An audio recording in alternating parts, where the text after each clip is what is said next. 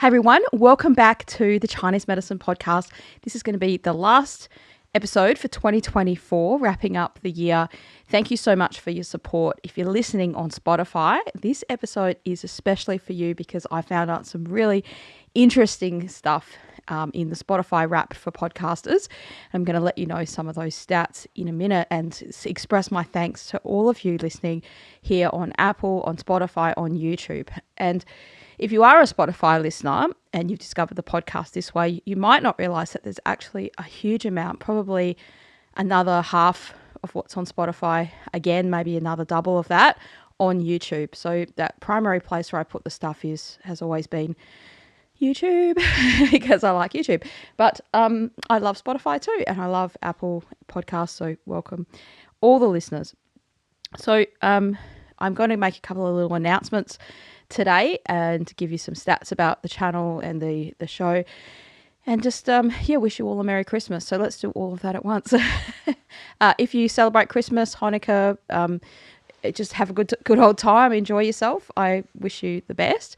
If you're in winter on the other side of the world, not on Australia, it'll be the winter solstice for you. If you're in summer, it's coming up to the summer ones for us. So this is a really important time in Chinese medicine about herbs that we take and stuff like that, but it's just a time of it means it's the peak of winter or the peak of summer. So good. Cheers. I'm gonna have some water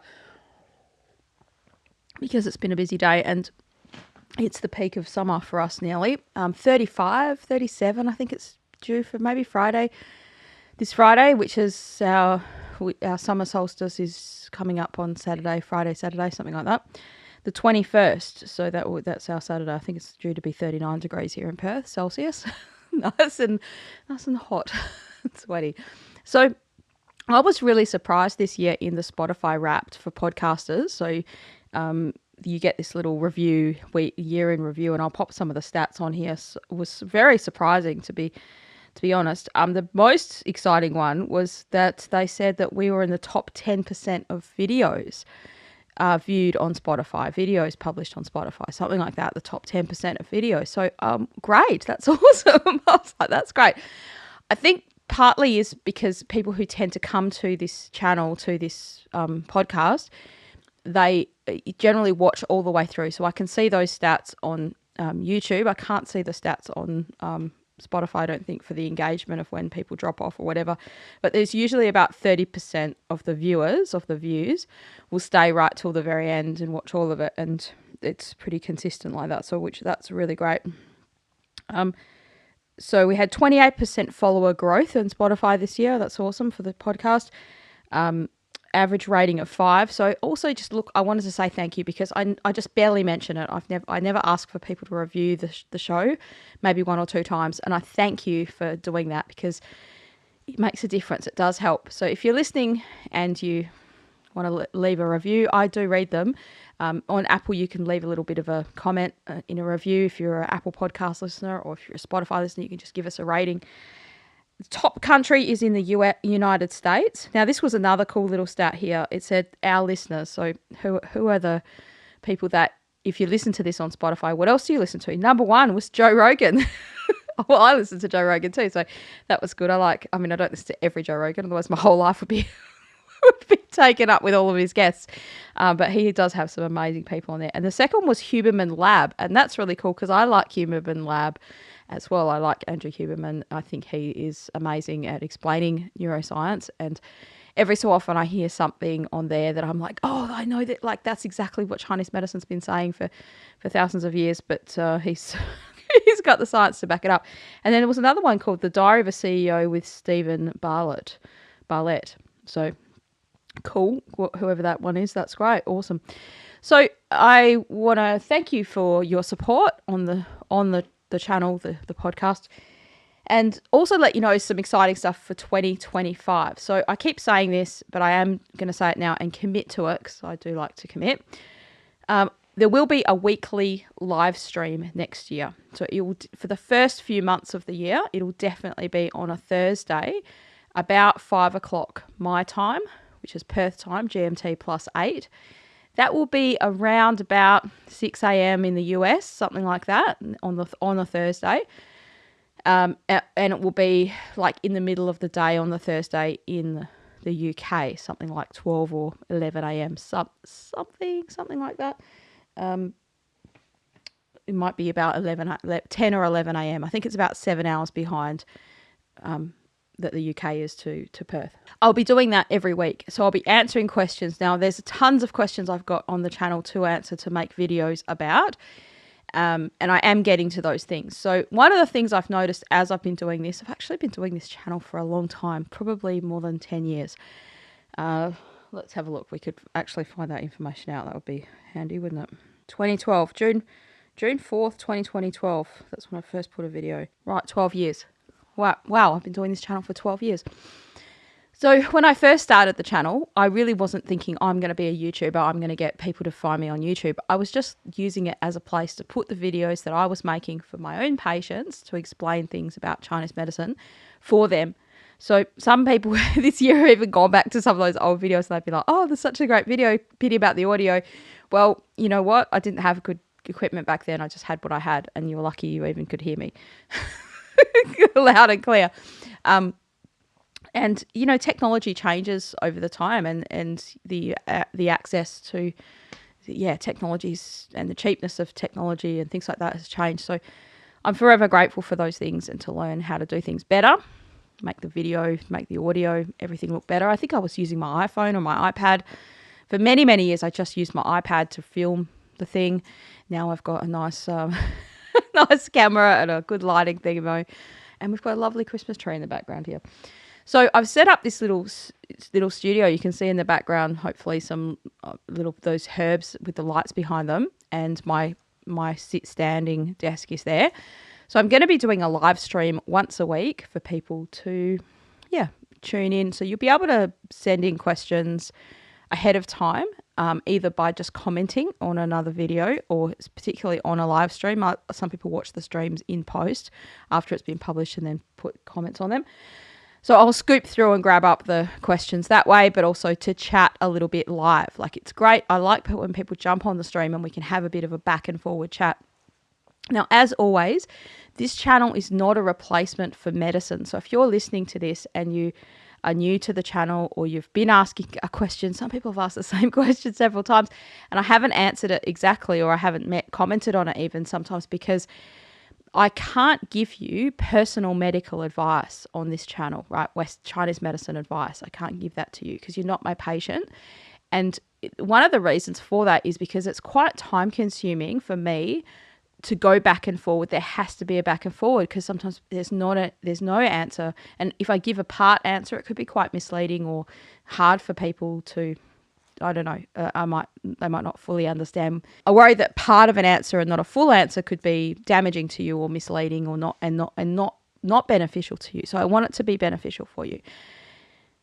So that there's that aspect of it. Practitioners exchange money for their time, and that is how we make a living. And so it's very time consuming for me to back and forward have chats with people over comments and things like that, and it's just not feasible. Now, that's one reason, but the second main reason is the first reason that I gave, which is like, please, I don't want people to be misled. And I also the third reason why I don't answer some of those comments is because this is your private medical information. You should keep that private. Don't put that in YouTube comments or any other kind of like social media comments. That should be between you and your practitioner. You just don't want that kind of information being out there in the outer sphere about, I've had this constipation for years, or this thing or that thing wrong with me. Like, I don't think that's a great idea to be doing that, and I don't want to encourage people to be doing that. So if you do want to ask a question, keep it hypothetical. What if a person had this? What if a person had that? The purpose of this channel is to help you understand how a Chinese medicine practitioner thinks. How does the world of Chinese medicine think about things, so that then you can be empowered to make the best decision. Is seeing a practitioner the right thing for me? What kind of practitioner would be the right one for me? Okay. So they're kind of the things that's the reason why I make this channel. You might go to a herbalist or an acupuncturist, and then you want to do some of the other stuff by yourself at home. acupressure, maybe some moxa, maybe some other things that practitioner's taught you how to do, or foods as medicine, and you want to learn a bit more about empowering yourself with Chinese medicine, we also focus on the self-help aspects of it. So foods as medicine and how to think about, exercise therapy and different things like that in Chinese medicine. Acupressure is a big one, right? Points you can use. So that's what this channel's for. And I want to thank all the people who've been a part of the channel for quite some time. There's people that I see regularly and new people that come across the channel and say, thank you so much. I really appreciate that. Sometimes I'm just having a bit of a hard day, a bit of a long day, a bit of a, what am I doing with my life kind of a day. And I read some of those comments and it really brightens my day and it helps me to think, yeah, I should keep going with this stuff. So thank you so much. It's lovely to receive people's encouragement, and this channel is very good for that. Now, what are we going to do next year? How are we going to make this more fun and exciting? So we will do the live streams. There'll definitely be a live stream at sometime on a Thursday. I'll let you know, probably on YouTube in the what do you call it? Those little pictures you can put up, and people put comments and stuff like that on there, like one of those posts. And if you don't know, we have an Instagram and a Facebook. It's just Chinese Medicine Podcast. So you can follow us there, and I'll announce those kinds of things on those places. Instagram, I also usually try to do the live stream coincidentally with Instagram. Now, I don't think it can be on Spotify. So I want to be more inclusive to Spotify listeners, but just so that you know that is a part of it. And those live streams are never uploaded to Spotify after they've been done on YouTube. One of the reasons why I don't do those things on Spotify, well, I can't do live streams on Spotify because I don't have that functionality, that facility to do that. But also, YouTube is a monetization source for the channel. It's not a huge monetization source. Like, people ask me how much money do you make on YouTube, and like, I'd be lucky if I got $30 US a month from it. Look, bear in mind, I don't haven't put a lot of videos out this year. Maybe I've done, once every 2 weeks, once a month on average this year. I haven't done a video before this for quite some time, actually, maybe 60 days. Ooh, that's a YouTube boo-boo. So yeah, that's how much money you make. It's not like a big amount of money, but I get zero money from Spotify. I don't get anything from there. So they should lift their game. Do some kind of ad revenue for us. But they don't have that facility unless you're like a massive channel. So even with being in the top 10% of the videos, we don't even get the opportunity to apply for any kind of sponsorship or anything like that, like paid sponsorships. So anyway, that's not the reason why I do this. This video is not a rant to complain. I just want to let people know I like to be transparent, and because people ask me those questions. So we're going to have the live stream, and I'll give you some stats on how we've done on YouTube this year, which is really cool. So in the past year, we've had 68,962 views, right? 68% more than the previous year, which was great. So it's really growing. The most popular videos are foods for damp heat. Damp heat, what are the symptoms? Avoid these 3 foods if you have dampness. 5 ways to help your spleen chi. Liver chi stagnation. Wormwood dampness and diet, that's for parasite treatment. How to get rid of dampness. What is blood deficiency? Why am I so tired? Chinese medicine for thyroid, explaining thyroid function diseases. So yeah, interesting topics. So I also have this idea. Now, we're just going to put this out there, and if you're interested in being part of this, please contact me. The best way to contact me is chinesemedicinepodcast@gmail.com. There's an email address for the podcast, and that's specifically for that. If you send me an email to my clinic, it may get lost in translation because there's a lot of other emails in there. But if you send it, if it's about the podcast, that's the best way to send it. And it's very clearly in the descriptions of all the videos that I put up. So that's the best way to contact about the podcast. So people try all kinds of ways. I have people do all sorts of things. Anyway, but they can find me eventually. So I'm thinking about this idea. I want to write a book and do some interviews in process to write this book about all the different styles of Chinese medicine. So it's just come to my attention. I've known about this a long time, obviously, being a practitioner, but particularly being a teacher of Chinese medicine and seeing students go through this phase of like, you come to Chinese medicine school, you're like, oh, yes, I'm going to learn Chinese medicine, not knowing what it is. I was exactly the same. You learn it and you think this is it. This is Chinese medicine. And then only to discover when you graduate that, hang on a minute, there's all these other things that are also Chinese, but I was never taught any of that. Hang on, what about that? What about this? What about this? Hang on, like you almost feel robbed that you didn't learn that in school, but then you realize after years and years later that they couldn't have possibly taught that to you in school. That's kind of, I sit there and think as a teacher sometimes like, couldn't school be better? But then you think, could it be better?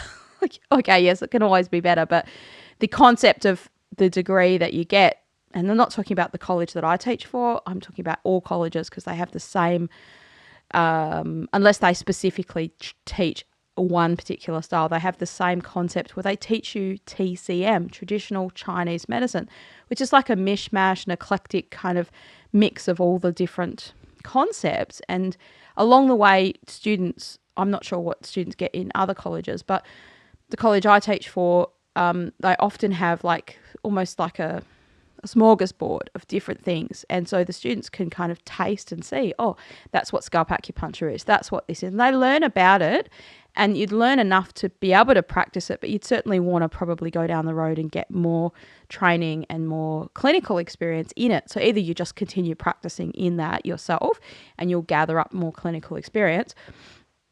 But there also are all these other styles out there that people have developed over time. So there's lineage styles, which comes from like teachers passed down through different generations. There's also styles that people are literally making up, be that what it may. It could be a terrible style. It could be like like I shouldn't say it's terrible, but I mean like a bit whimsical, like, oh, I've got this new thing and, but there's all the spectrum of different things. Now, I don't want this book to be a critique of those styles as such.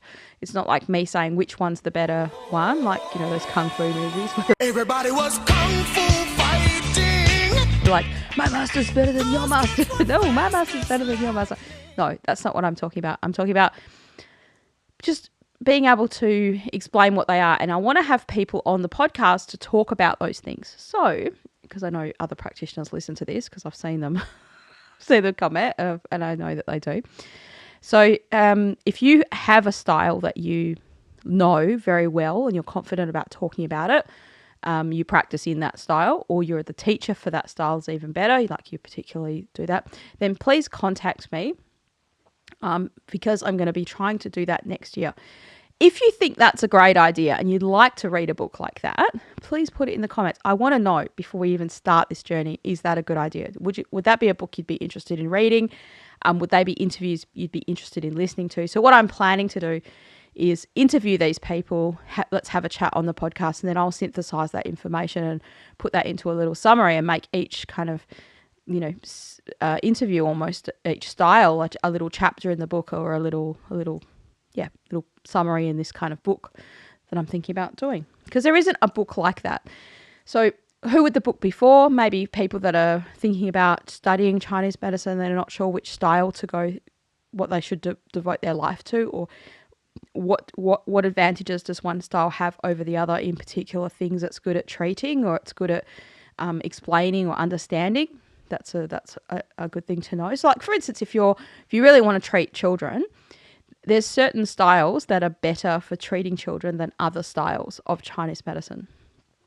Like Japanese acupuncture has branches that are based for children's pediatric treatment. And that's when people say they do children's medicine for Chinese medicine, they're typically or most often using some kinds of styles coming from Japanese medicine, Japanese acupuncture styles.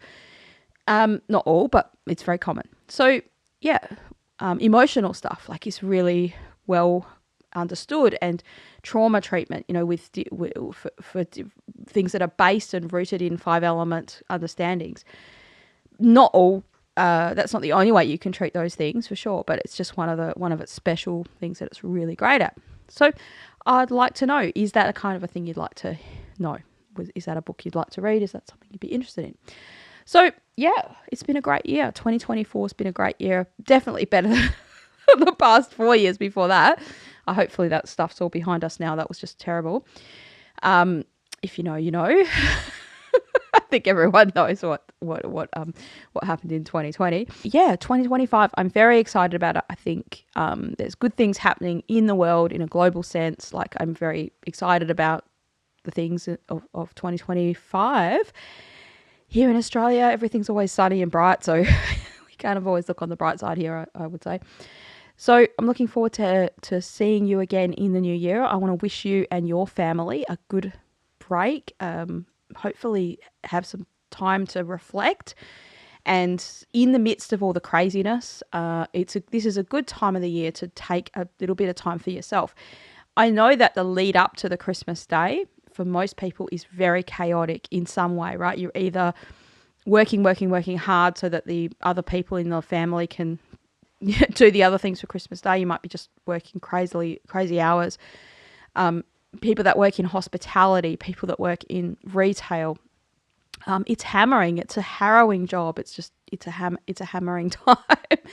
And then you've got the things to prepare for the day, and it's not always arduous, but it's like, because sometimes it's quite exciting. You're like, yes, like Christmas is coming, and you want everything to be perfect and nice. You want all the food to be there. Like if you're the person that's preparing, there might be a bit of, I don't know, discomfort there about who I'm going to have to hang out with and see on the day.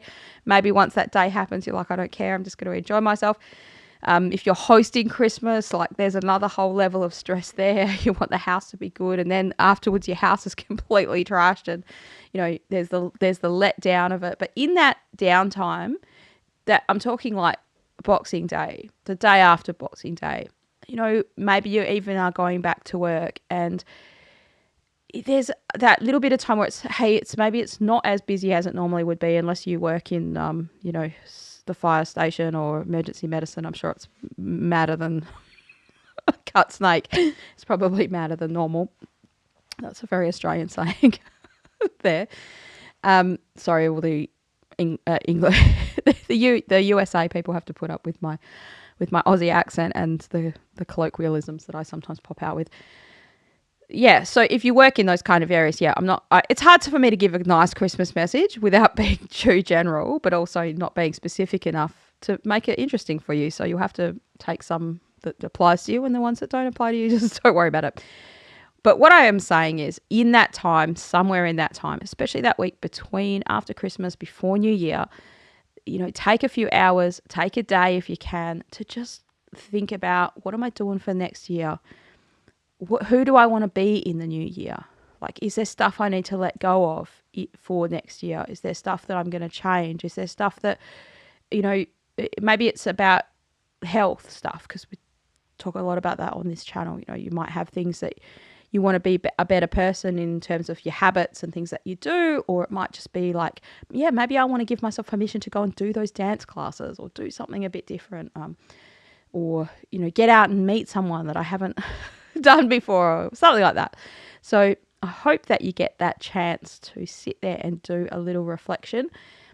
That gives me an idea. If I have time, I'm going to put together a little audio reflection thing to help you ease into the new year. If I have time in the madness of my madness before I'm recording this on like the Monday of the week before Christmas. So we'll see. But I do want to wish you a happy Christmas, and I hope you take care, and I'll see you again in another video